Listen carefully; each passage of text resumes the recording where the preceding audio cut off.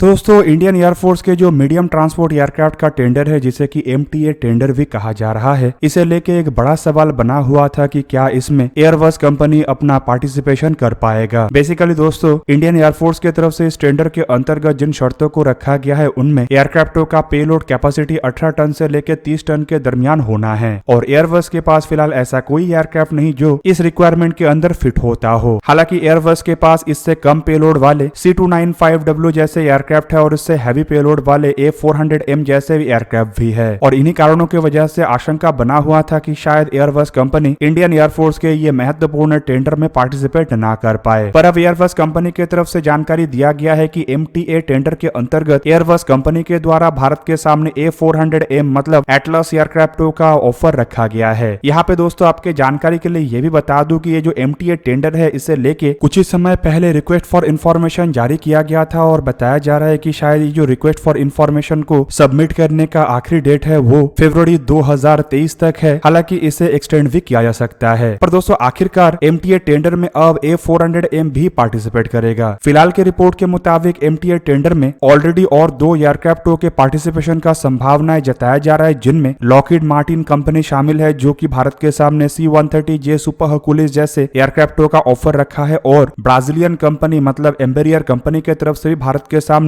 एम्बेरियर C390 millennium एयरक्राफ्टों का offer रखा गया है। और दोस्तों ये जो 2 एयरक्राफ्ट है ये 2 ही MTA टेंडर के जो 18 से 30 टन पेलोड क्षमता का कैटेगरी है उसमें फिट होता है। हालांकि A400M एयरक्राफ्टों के लिए यही सबसे बड़ा चुनौती है और अगर यह चुनौती इन एयरक्राफ्टों के लिए नहीं होता है तो एक तरीके से आप कह सकते हैं कि MTA टेंडर में इन दोनों एयरक्राफ्टों से अधिक फेवरेट A400M एयरक्राफ्ट ही बनेगा। दोस्तों A400M एयरक्राफ्टों के अधिकतम पेलोड क्षमता करीबन 37 टन है। हालांकि दोस्तों ये जो 37 टन पेलोड क्षमता है ये A400M एयरक्राफ्टों के लिए एक बेनिफिट साबित हो सकता है, क्योंकि रिपोर्ट में दावा किया जा रहा है कि इंडियन एयरफोर्स के द्वारा जो MTA टेंडर जारी किया गया वो बेसिकली काफी कम पेलोड वाले एंटोनॉव AN-32 जैसे एयरक्राफ्टों को रिटायर करने को लेके है, जबकि इन एयरक्राफ्टों का इस्तेमाल करके शायद इंडियन एयरफोर्स अपने बेड़े से पुराने हो चुके इल्यूजन 76 जैसे एयरक्राफ्टों को भी रिटायर करे। हालांकि इल्यूजन 76 एयरक्राफ्टों के पेलोड क्षमता एयरबस A400M के मुकाबले में काफी अधिक है, इवन टेंडर के मामले में भी काफी अधिक है। पर फिलहाल इतने अधिक पेलोड क्षमता वाले एयरक्राफ्टों को रिटायर करने के लिए इसके बराबर का कोई एयरक्राफ्ट नहीं है। और A400M एयरक्राफ्टों को अगर देखा जाए तो इल्यूजन 76 के बाद यही एक एयरक्राफ्ट है जो कि एक्सपोर्ट मार्केट में अवेलेबल भी है और सबसे अधिक पेलोड को कैरी भी कर सकता है। दोस्तों एयरबस के एक अधिकारी के तरफ से हाल ही में इंडियन जर्नलिस्ट को एक इंटरव्यू देते हुए जहां पे इन एयरक्राफ्टों के इंडियन टेंडर में पार्टिसिपेशन करने के खबर को पब्लिक किया गया तो वहीं पे उनके द्वारा ये भी दावा किया गया कि इस टेंडर में पार्टिसिपेट करने वाले किसी भी एयरक्राफ्ट के मुकाबले में एयरबस A400M एयरक्राफ्टों का रेंज भी दुगना है और पेलोड क्षमता भी लगभग दुगना है। और दोस्तों जब कुछ जर्नलिस्टों के द्वारा Airbus defence and space India के हेड को इसके बारे में सवाल पूछा गया, मतलब वेंकट कटकुरी को सवाल पूछा गया, तब उनके द्वारा बताया गया है कि फिलहाल उनके कंपनी की तरफ से इंडियन एयरफोर्स को इन सभी चीजों के जानकारी सौंप दिया गया है। और जब उन्हें मेक इन इंडिया को लेके सवाल पूछा गया तब उनका कहना था C295 एयरक्राफ्टों के तर्ज पे एयरबस कंपनी इसके लिए तैयार है। मतलब दोस्तों एयरबस कंपनी A400M एयरक्राफ्टों को भी भारत में निर्माण करने को लिए तैयार है। अब दोस्तों इस बात का अंदाजा तो पहले ही लग गया था, क्योंकि ये जो MTA टेंडर है यह संपूर्ण रूप से मेक इन इंडिया इनिशिएटिव के अंतर्गत है। मतलब इस टेंडर में जिस भी एयरक्राफ्ट को भारत के द्वारा खरीदा जाता है उन एयरक्राफ्टों को भारत में बनाना जरूरी है और कंपनी को पहले से ही पता है कि अगर इसमें एयरक्राफ्टों का ऑफर किया जा रहा है तो ऑब्वियसली एयरक्राफ्टों को भारत में बनाना पड़ेगा। और दोस्तों एयरबस कंपनी के लिए ये अन्य कंपनियों के मुकाबले में आसान इसीलिए भी है क्योंकि ऑलरेडी एयरबस के C295 जैसे एयरक्राफ्टों को भारत में निर्माण किया जा रहा है और एक तरीके से आप कह सकते हैं कि एयरबस के एक सुइटेबल सप्लाई चेन को भी भारत में तैयार किया जा रहा है, जो कि A400M एयरक्राफ्टों के रास्ते को खाली आसान नहीं बनाएगा बल्कि इसके साथ साथ इसके दावेदारियों को भी काफी मजबूत बनाएगा। अब दोस्तों रिक्वेस्ट फॉर इन्फॉर्मेशन के शर्तों के मुताबिक कॉन्ट्रैक्ट के ऊपर हस्ताक्षर होने के 36 महीने के अंदर एयरक्राफ्टों को डिलीवर करना पड़ेगा। पर दोस्तों इस शर्तों को मानने के लिए कंपनियों के द्वारा मतलब ओरिजिनल इक्विपमेंट मैन्युफैक्चररों के द्वारा इंडियन एयरफोर्स के सामने एग्जैक्टली कितने एयरक्राफ्टों का ऑर्डर दिया जाएगा उसे लेके भी रिक्वेस्ट रखा जा रहा है। बेसिकली दोस्तों एग्जैक्ट नंबर का तो अब तक खुलासा नहीं हुआ है और अलग अलग जगहों में बताया जा रहा है कि 40, 60 या 80 एयरक्राफ्टों को निर्माण किया जा सकता है। ऐसे में दोस्तों कंपनी सबसे पहले इस बात को लेकर सुनिश्चित होना चाहते हैं कि एक्चुअली कितने एयरक्राफ्टों का ऑर्डर होगा, उसमें क्या क्या एसोसिएटेड इक्विपमेंट होगा और इसके साथ साथ इंडिया को एडिशनल क्या क्या तब्दीली चाहिए। अब दोस्तों एयरबस A400M एयरक्राफ्टों के पेलोड क्षमता को अगर देखा जाए तो बताया जाता है कि 37 टन के पेलोड को कैरी कर सकता है, जबकि इंडियन एयरफोर्स के सामने जो अन्य एयरक्राफ्टों का ऑफर रखा गया है जिनमें C-130J सुपर हर्कुलिस करीब 19 टन के पेलोड को कैरी कर सकता है और C-390 मिलेनियम जैसे एयरक्राफ्ट 26 टन की पेलोड को कैरी कर सकता है। दूसरी तरफ एयरबस A400M एयरक्राफ्टों का निर्माण यूरोप के अंदर इसलिए हुआ था ताकि पुराने हो चुके फ्रेंच जर्मनी के C-160 और यूरोप में इस्तेमाल होने वाले C-130 और इल्यूजन 76 जैसे एयरक्राफ्टों को रिटायर किया जा सके। फिलहाल के रिपोर्ट के मुताबिक करीबन 10 देशों के द्वारा 178 एयरबस A400M एयरक्राफ्टों का ऑर्डर दिया गया है और ये ऑर्डर साल 2030 तक बुक है। एयरबस के A400M अगर इंडियन एयरफोर्स के द्वारा खरीदा जाता है तो ये इंडियन एयरफोर्स के लिए गेम चेंजिंग हो सकता है, क्योंकि ये पेलोड क्षमता में भी काफी आगे है और साथ ही साथ इसके रेंज भी काफी आगे है। तो वहीं पे ये जो एयरक्राफ्ट है ये करीब 40,000 फीट के ऊंचाई तक उड़ान भर सकता है। दोस्तों ये एयरक्राफ्ट केवल मात्र C-130J या फिर मिलेनियम जैसे एयरक्राफ्टों को ही नहीं पछाड़ता है, बल्कि दूसरी तरफ अगर देखा जाए तो एक्सपोर्ट मार्केट में अवेलेबल किसी भी एयरक्राफ्ट के मुकाबले में ये सबसे अधिक पेलोड वाला एयरक्राफ्ट है। फिलहाल भारत के पास जो C-17 ग्लोबमास्टर एयरक्राफ्ट है ये सबसे अधिक पेलोड क्षमता वाला एयरक्राफ्ट है, लेकिन इसके बाद नाम आता है इल्यूजन 76 का, जबकि इल्यूजन 76 को अगर देखा जाए तो ये इंडियन एयरफोर्स में कई दशक पुराना हो चुका है और इसके सर्विसेबिलिटी का भी कई इशू आ रहा है। इंडियन एयरफोर्स के बेड़े में करीब 2 डजन के आसपास इल्यूजन 76 एयरक्राफ्ट है और दोस्तों इन एयरक्राफ्टों को भी भारत जल्द ही रिटायर करना चाहता है। इन्हीं कारणों की वजह से आने वाले समय में इल्यूजन 76 के भी रिप्लेसमेंट को तलाशा जा सकता है, जबकि अगर देखा जाए तो इल्यूजन 76 के पेलोड के बराबर कोई भी एयरक्राफ्ट दुनिया में अभी एक्सपोर्ट मार्केट में अवेलेबल नहीं है और एक ही एयरक्राफ्ट जो काफी हद तक इल्यूजन 76 की एयरक्राफ्टों के आवश्यकताओं को पूरा कर सकता है तो वो है एंटोनोव AN-32 एयरक्राफ्ट। मतलब दोस्तों अगर भारत के द्वारा इन एयरक्राफ्टों को परचेस किया जाता है तो भारत एक ही तीर से 2 शिकार कर सकेगा। अब दोस्तों इंडियन एयरफोर्स के MTA के रिक्वायरमेंट को अगर देखा जाए तो ये रिक्वायरमेंट आज का नहीं है और आपके जानकारी के लिए बता दूं कि आज से करीब 2 दशक पहले इंडिया और रशिया के द्वारा भी एक ऐसे ही एयरक्राफ्ट के डेवलपमेंट को लेकर काम शुरू किया गया था ताकि इन एयरक्राफ्टों का इस्तेमाल करके इंडियन एयरफोर्स के बेड़े से एंटोनोव AN-32 एयरक्राफ्टों को रिटायर किया जा सके। इन एयरक्राफ्टों को भी MTA का नाम दिया गया था। हालांकि भारत अब इस प्रोजेक्ट से अपने आप को बाहर कर चुका है क्योंकि दोनों देशों के बीच में प्रोजेक्ट को लेकर कई सारे मतभेद था। हालांकि रशिया की तरफ से अपने खुद के बलबूते पे अब इन एयरक्राफ्टों को तैयार किया गया है, पर फिर भी मुझे नहीं लगता कि भारत उन एयरक्राफ्टों के तहत आगे बढ़ेगा। अब एंटोनोव AN-32 एयरक्राफ्टों को देखा जाए तो इंडियन एयरफोर्स के बेड़े में ये सबसे अधिक मात्रा में इस्तेमाल होने वाला ट्रांसपोर्ट एयरक्राफ्ट है और रिपोर्ट के मुताबिक इंडिया के पास करीबन 100 के आसपास ऐसा एयरक्राफ्ट है जिनमें से आधे के आसपास एयरक्राफ्टों को करीबन $400 मिलियन